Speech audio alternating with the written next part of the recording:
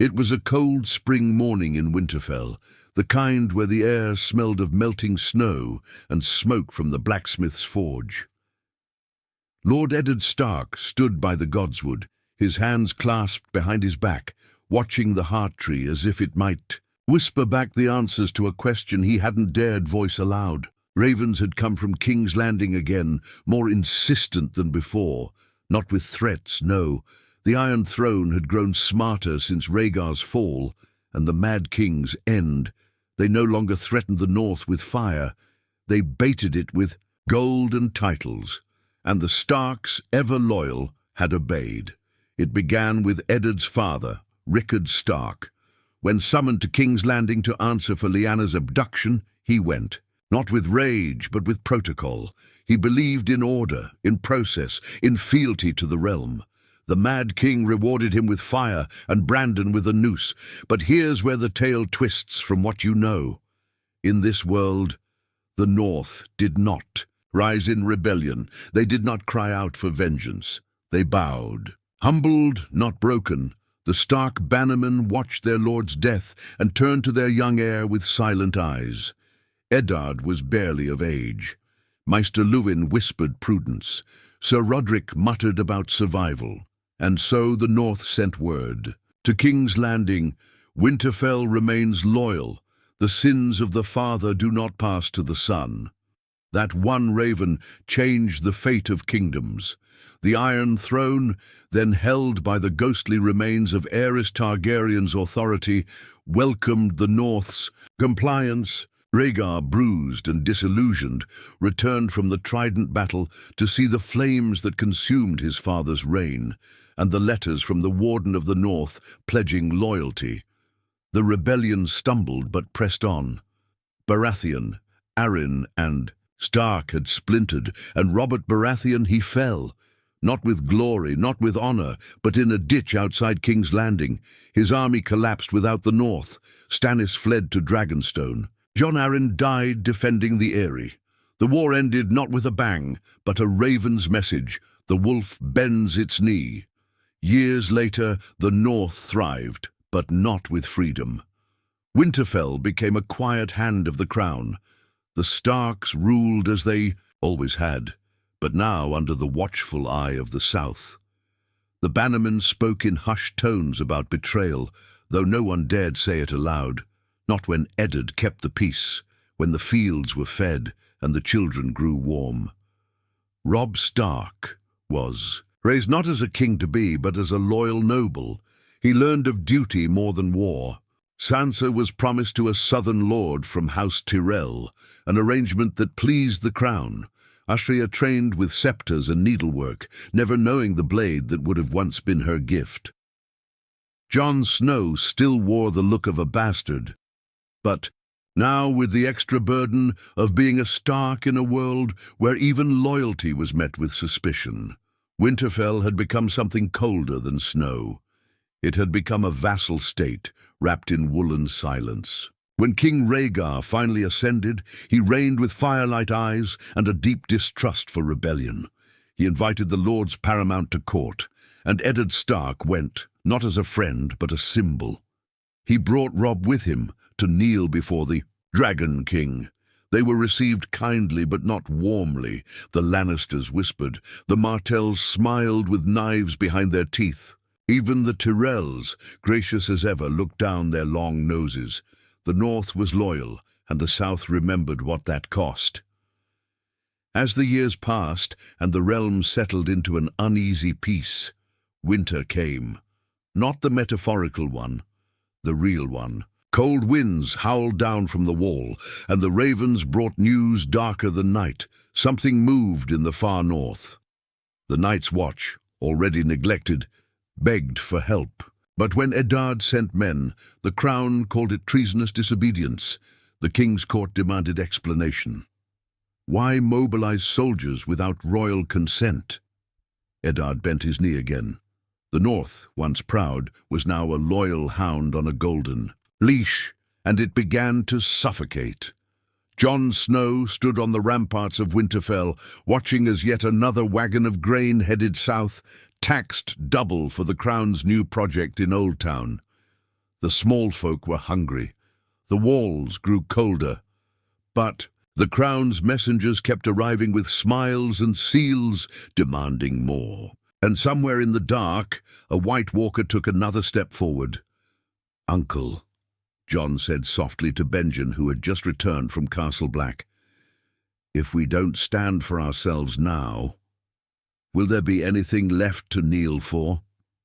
Benjen looked at the cold wind sweeping the trees, his eyes older than they had been last year. "The wolves may be loyal," he said, "but winter doesn't care about loyalty." Winter hit the north harder than expected. Snow buried the smaller villages like tombstones, and even in Winterfell, food stores began to shrink faster than they could be replenished. The bannermen grumbled behind thick beards and closed doors, their loyalty thinning with each snowfall. Yet Eddard Stark remained unwavering. He had given his word to the Iron Throne, and for a Stark, that meant something, even if his people cursed his name in secret. Even if the South took more than it ever gave. Ravens came more frequently now. King Rhaegar's court demanded soldiers for garrison duty in the Riverlands. They wanted northern steel for a rebellion. In the Westerlands, they wanted grain, timber, men, always more men. But the White Walkers, those myths the South scoffed at, kept coming. The Wall had seen them. The Night's Watch had fought them. But still, the South refused to believe. They thought the North was inventing stories to avoid sending aid. So Eddard sent more men, more sons of the North to die in southern conflicts, while the real war crept over the Wall, silent and merciless. In the courtyard, Jon Snow trained with the few remaining men not already sent away. His sword struck hard against Sir Roderick's dulled steel, but there was no satisfaction in the clash, only frustration. "I should be at the Wall," Jon said breathlessly, stepping back. "Fighting them." Roderick wiped sweat from his brow, eyes heavy with the same truth. "The Lord can't afford to send you, lad. He needs you here." "But I'm not even his son." Roderick looked away. "You're still a Stark when the North needs one." Jon stared up at the grey sky. How long could they pretend? How long could they obey? The North bled, while the crown gorged. Sansa returned from Highgarden that week, pale and silent. The betrothal had been called off. Lord Garth Tyrell had died. Poisoned, some said. Others whispered the Martells were behind it. The truth didn't matter. Sansa had been dismissed. Like a servant, her northern blood too cold for southern veins. Eddard was furious in that quiet way he always was. No shouting, no threats. Just silence. He wrote a letter to the crown. They responded with polite indifference. Such is courtly life. That was all the letter said. That night, in the privacy of her chamber, Sansa finally broke. "They treated me like dirt, father," she wept, "like something they had to scrape off their boots. I tried to be their perfect lady. I smiled, I obeyed. But it was never enough. They'll never accept us. Never." Catelyn held her close, her own expression cold and unreadable. "They see us as tools," she said. "Winterfell gave them its loyalty, and now they believe they own us." But even then, Ned stood alone. He believed in honor, in vows, in oaths. Not everyone shared his faith.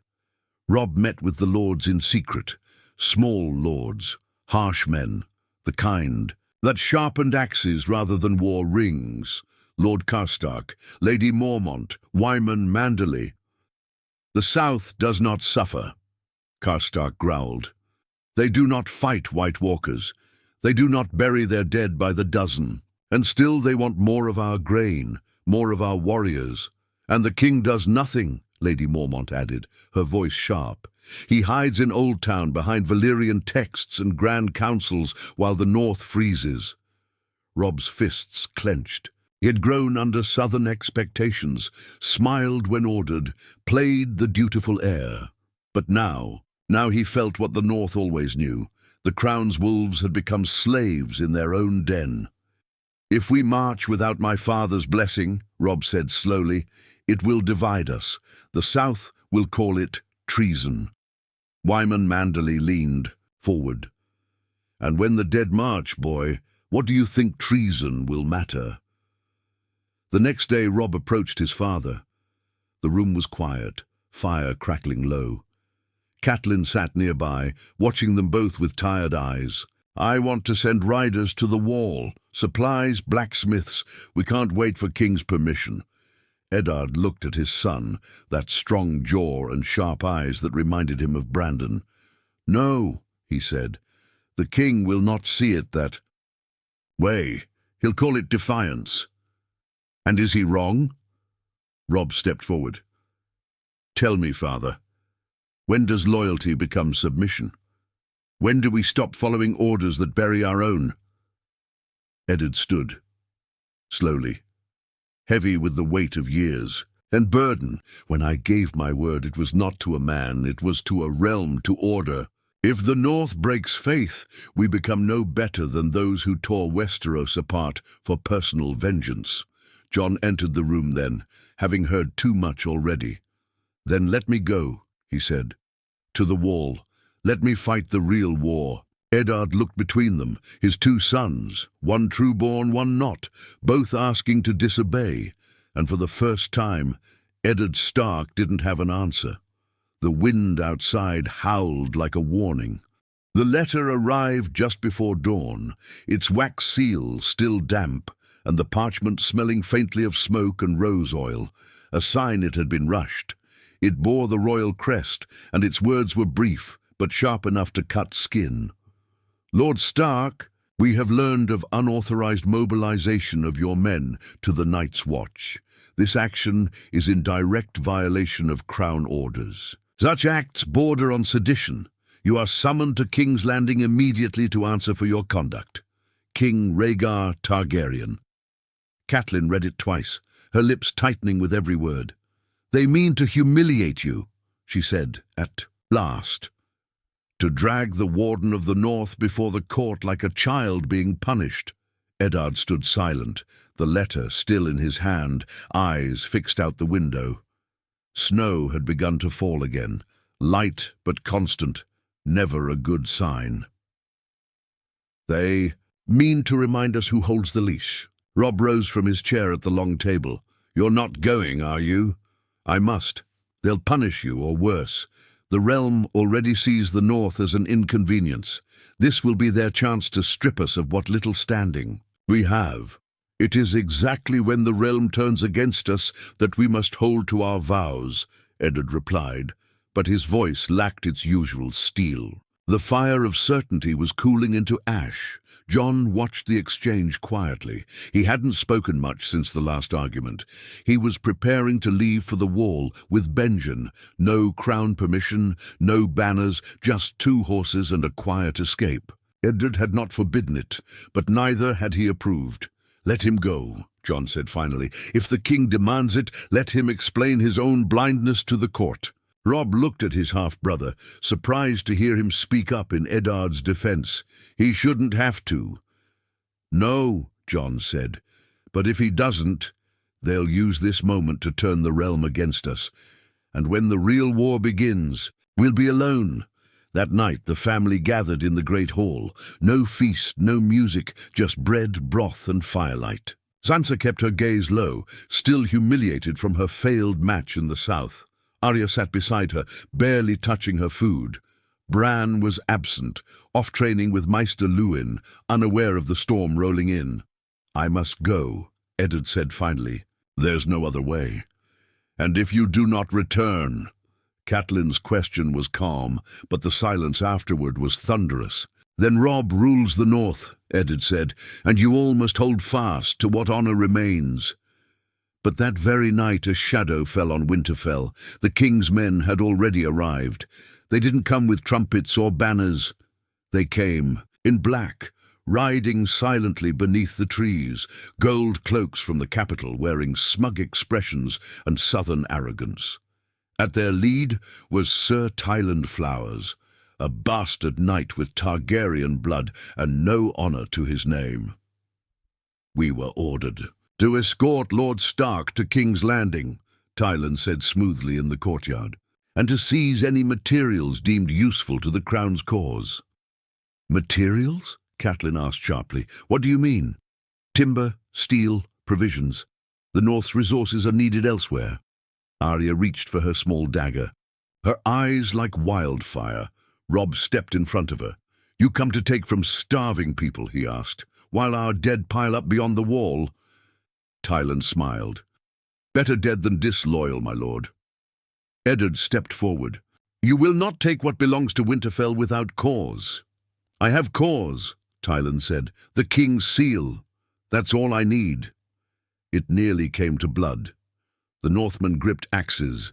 The gold cloaks reached for swords. Jon and Benjen stood ready, but Eddard raised his hand. There's been enough blood in the snow.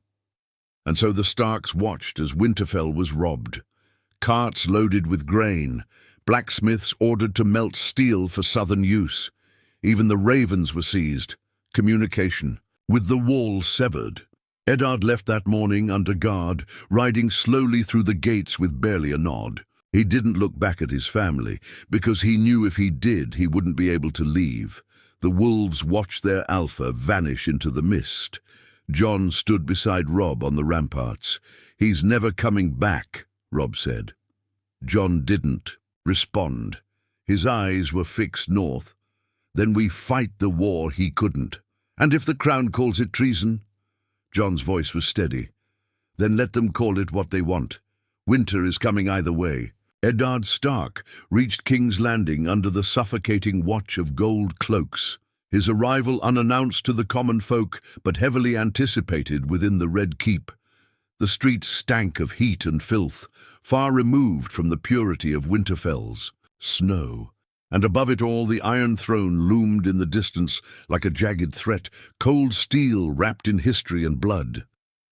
He had walked these halls once before, but this time he came not as an invited guest, not as a trusted hand, but as a man to be questioned, perhaps condemned. The court was smaller than usual when he entered, though the silence spoke louder than 1,000 whispers. King Rhaegar Targaryen sat upon the throne, his once glorious silver hair now threaded with grey, eyes hollow from years of rule that promised rebirth but delivered only tension. Beside him stood Queen Elia Martell, dressed in mourning black despite the warmth of the chamber. When Eddard knelt, it was not in reverence, it was in duty, and everyone knew the difference. You defied my orders, Lord Stark. Rhaegar's voice rang through the hall. You moved men to the wall without permission. You armed them, supplied them. You act as if the North is your own kingdom. Eddard stood slowly. Because it is my kingdom to defend. The wall crumbles. The Watch is desperate. I sent aid to protect the realm. And yet you sent none when called upon to defend the Reach from the Dornish revolt, Rhaegar said coldly. Or when Lannisport faced sabotage, or when we demanded half your steel for the Crown's projects. Because I had none left to give. You had loyalty left to bend. The king leaned forward. And now, I question even that.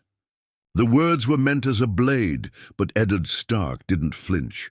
I swore fealty to the realm, not to your fear. Rhaegar's lips tightened. Do not test the line between loyalty and rebellion, Lord Stark. I've seen enough of both. To know they share the same blood. He was dismissed after that, not imprisoned, but not trusted either. His chambers were guarded, his letters monitored. It was a trial without name. Guilt presumed, justice postponed. Back in Winterfell, Robb had taken his father's words to heart. With Eddard gone, he summoned the lords again, not in secret this time. The great hall of Winterfell was full to bursting, every bannerman present, though their expressions were cautious. Lady Maege Mormont, tall and fierce, spoke first. The South starves us, strips us, threatens us, and now they drag Lord Stark like a criminal. How much more before we call this what it is?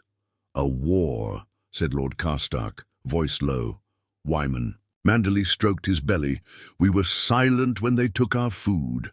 silent when they took our steel, but we cannot be silent when they take our warden." Some men hesitated. The north was full of proud but weary folk. Not all wanted open rebellion. They remembered the price of disobedience. The Red Wedding was not just a legend in this world. It was a warning even here, in this altered history.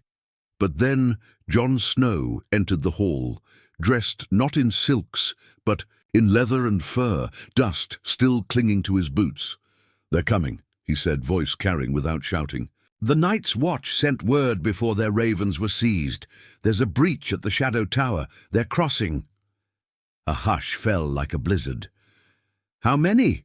Robb asked, stepping forward. "Too many to count." "And the crown?" Karstark demanded. "They don't believe it. They won't send help." Robb turned to the gathered lords, something burning behind his eyes. "Then what are we waiting for? Permission? A seal on a scroll? My father went to protect this kingdom, and the king chained him. The wall holds back death, and they steal our steel to build fountains." He stepped onto the dais. "I will not wait. The North has always stood alone in winter. It's time we remembered how." And for the first time in generations, the North cheered not for a king, not for a banner, but for themselves. A raven was sent to Old Town that night, unsigned, unsealed, unrepentant. "The North will guard its own. Your grip ends here." The crown did not respond with words. It responded with fire. The next dawn, Dragonstone awoke, and so did Viserion. The dragon was not meant for war. It was meant for deterrence, a symbol of the restored Targaryen legacy. But now it would fly not against enemies of the realm, but against the realm's own defenders. The crown had made its decision, and winter was about to make its stand. The skies over the north had never known the shadow of dragons, but on the fourth day after Robb's declaration, the air changed. It wasn't just the snow or the wind, it was the sound, an unnatural roar that seemed to echo inside the bones of the people of Winterfell. Crops died where they stood, horses panicked, birds vanished, and then came the fire. Viserion, golden eyes burning like twin suns, soared over the Wolven woods and let out a screech that shattered the stillness of the north. Behind him flew the black fleet of the crown, carrying soldiers in gold and crimson, their eyes as cold as the steel they bore. House Targaryen had not sent a raven. They had sent a message. The South would not tolerate defiance. The dragon's first strike was not at Winterfell, but at Torrhen's Square, a warning wrapped in flame. The small garrison stood no chance. The fields around the keep ignited, crops turned to ash. The banners of House Tallheart fell, not torn by swords but consumed by fire, and then came the real invasion. Soldiers poured through the ruins of the western roads, bolstered by crown-loyal houses from the south, House Redwyne, remnants of the Crownlands Guard, and hired mercenaries paid in gold soaked with blood. They didn't march under banners. They didn't sing. They came like executioners. Robb gathered his army in the Wolfswood. He had no dragons, no fleets, only snow-covered trees, axes forged in half-frozen forges, and a people whose hearts had been hardened by betrayal. But still, he stood tall before them. "This is not rebellion," he said to the 1,000 who had answered his call. "This is survival. They burn our homes and call it justice. They take our food and call it loyalty. They arrest our fathers and call it order." He looked to the younger soldiers, many barely men. "The dragon thinks it can burn the wolf from the woods, but we are not prey. We are winter." Cheers rose, not of celebration, but of fury. Jon Snow rode at his side, his sword freshly sharpened, his eyes heavy with what he'd seen at the wall. "This isn't the real war," he whispered to Robb as they watched Viserion's silhouette in the sky. "The real one still marches behind the trees, and if we lose here, no one will be left to fight it." Robb nodded. "Then we cannot lose." The first skirmishes were brutal. Crown forces met resistance at the last river. Lord Karstark led a flanking maneuver that gutted one entire regiment but died in the process, taking 3 spears to the chest. His sons swore vengeance and slaughtered an entire southern camp by nightfall. But the real threat was still Viserion. Every time the north gained ground, fire came from the sky. Trees that had stood for hundreds of years were reduced to cinders. Villages vanished. The skies rained ash. Hope began to smolder with every pass of the dragon. Sansa took control within Winterfell. She organized the wounded, rationed what little food was left, and ensured that not a single soul slept cold. Even Lady Mormont admitted with a gruff nod, "She has the spine of a queen." Arya vanished from the castle days before the worst of it began. Some said she rode north to deliver messages. Others whispered she had gone to kill the dragon's rider. All that was found was a bloody dagger near the Vale Road and a crown soldier's body without a face. Then came the siege. The South had not planned to destroy Winterfell outright. No, they wanted submission, a final gesture. Bend the knee, and the burning would end. But Robb Stark didn't reply. His answer came in the form of a night raid that lit Crown supply lines on fire. The siege tightened, rations dwindled. And one morning, as the first rays of sunlight pierced the smoke-thick sky, Jon Snow returned from the wall, riding hard, eyes wide with terror. "They've broken through," he said breathlessly as he reached the gate. "The dead. They've passed the Shadow Tower. They're headed south. Nothing is stopping them." Robb stared at him. "How many?" Jon didn't answer. He just looked at the soldiers resting in the courtyard, frostbitten and weary, then at the children fetching water, then at the sky, where Viserion circled like a golden phantom. And he said, "We're fighting the wrong war." But by then, it was too late.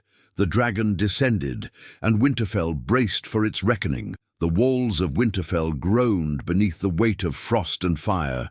Viserion circled high above like a predator, each flap of his wings scattering snow and smoke. His screech split the sky as golden fire burst toward the outer walls, scalding stone and vaporizing ice. The banners of House Stark caught flame, burned not by rebellion, but by obedience repaid with betrayal. Inside, panic festered. Robb Stark stood atop the battlements, his armor blackened from ash and soot, his sword trembling in his hand, not from fear, but from the sheer magnitude of what loomed above. The soldiers at his back looked to him with eyes that held one desperate question. Is this the end? Jon Snow was at his side, face drawn and mouth dry. "We can't hold this place." "I know," Robb said grimly, "but we're not leaving it either." Down below, Sansa ran between storerooms and bunkers, her hair tangled and cheeks smudged with soot. She organized the women and children into tunnels carved beneath the castle, old passages built during the long night, hidden even from Maesters. Arya had once explored them with Bran as a child. Now they were all that stood between survival and annihilation. In the Godswood, old Maester Luwin knelt beneath the heart tree, his frail voice whispering prayers to the old gods, as if they might do what the crown would not: remember the north. Then came the thunder of hooves. From the east, out of the Wolfswood, a shadow moved, not the undead, not more enemies, but banners bearing the sigil of House Reed, House Glover, and surprisingly, the shattered remnants of the Night's Watch. Cloaked in black and steel, at their lead was Benjen Stark, his horse lathered in sweat and blood, his sword glistening. "The wall is gone," he said as he entered the gates, "and the dead are coming faster than anyone knows. This isn't a siege anymore, it's a massacre in waiting." Robb's face turned hard. "Then let's give them something to remember before we die." That night, the North fought like wolves cornered. They struck with steel and fire and desperation. They opened the tunnels and let the women and children flee into the forest. Arya emerged like a shadow and led them, cutting down any soldier that blocked her path. Sansa kissed her sister's forehead before Arya vanished into the trees. "If you die," she whispered, "I'll kill you." Arya smiled. "Fair." Jon, Robb and Benjen took to the walls. Flaming arrows shot upward at Viserion, but they were like toothpicks to a god. Still, they fought, against crowned soldiers, against fire, against despair. And then the snow changed. It turned black, not from ash, but from death. The whites arrived in silence, pouring over the hills like a tidal wave of frost. Their eyes glowed blue, and their mouths twisted in frozen screams. The Night King stood, tall at their center, his pale hand raised toward the stars. And in that moment, all realized the truth. The war for the throne had never mattered. The only throne that meant anything was survival. And the only crown worth wearing was the one dipped in blood and ice. The Crown's army panicked. The gold. Cloaks broke first, fleeing south before the first wave of undead even reached the gates. Viserion turned to confront the oncoming swarm, letting loose a roar of fire, but the Night King raised his hand, and the fire froze mid-air. The dragon screeched in pain as its own breath turned to ice and crashed into its wings. Robb turned to Jon. "Get to the crypts. Take whoever's left." "No," Jon said. "I'll stand with you." I didn't ask, but Jon didn't move. And neither did Benjen. They stood side by side, wolves facing the storm, swords raised. The dead breached the outer walls, then the inner, then the heart. Steel clashed with ice, fire met shadow. The battle raged for hours, until Winterfell was no longer a fortress, but a pyre. Robb was last seen atop the battlements, fighting, 3 whites at once before being pulled into the dark. Benjen vanished into the swarm. Jon Snow, bleeding, breathless, was dragged into the crypts by a fleeing Night's Watch brother. Sansa stayed with the wounded until the last tunnel was sealed behind her. The north burned, but not by dragons, by death. And in the south, when the crown received no response from Winterfell, no message of surrender or rebellion, only silence, they realized too late what their war had cost. They had extinguished their own shield. The crown's wolves were dead, and winter had no more. Masters, only ghosts,